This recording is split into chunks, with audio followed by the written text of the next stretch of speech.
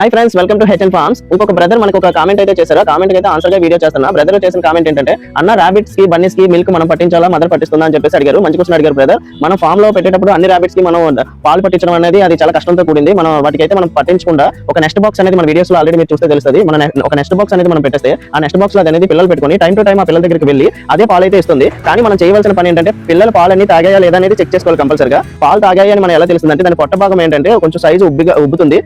ఉబ్బి వైట్ గా మనకి మిల్క్ కనిపించేలా కనిపిస్తుంది అన్నమాట. పాలు తాగిన పిల్లకి తాగలేని పిల్లకి మనకి క్లారిటీగా తెలుస్తుంది. ఈ విధంగా మాత్రం మనం చెక్ చేసుకోవాలి. లేదు పాలు పట్టలేదు అందలేదు అన్న టైంలో మనం సపోర్ట్ గా మదర్ ని పట్టుకొని పాలు అయితే తాగించాలి. ఆ వీడియో మన పేజ్ లో ఉంది. పిల్లకి పాలు ఎలా తాగించాలి అనేది ఉంది. మదర్ ని రివర్స్ లో మన పడుకోబెట్టి దాని మిల్క్ నిప్పల్స్ దగ్గర ఈ బన్నీ అనేది తీసుకెళ్లి పెడితే పాలు అనేది తాగుతుంది. ఒక 10 days వరకు జస్ట్ దానికి ఎలా సపోర్ట్ ఇచ్చామనుకో తర్వాత అవే అయితే పాలు అయితే తాగేస్తాయి. మాక్సిమం 99% మనకి female rabbit time to time వెళ్ళి రాబిట్స్ అయితే పాలు అయితే పట్టేస్తుంది. ఫస్ట్ టైం మనకి ఏంటంటే ఫస్ట్ టైం డెలివరీ అయిన రాబిట్ దానికి ఏంటంటే మెచ్యూరిటీ లెవెల్ లేకపోతే అటువంటి రాబిట్ అయితేనే పిల్లలకి పాలు పట్టదు. ఆ టైంలోనే మనం మదర్ ని పట్టుకొని పిల్లలకి పాలు పట్టించాలి.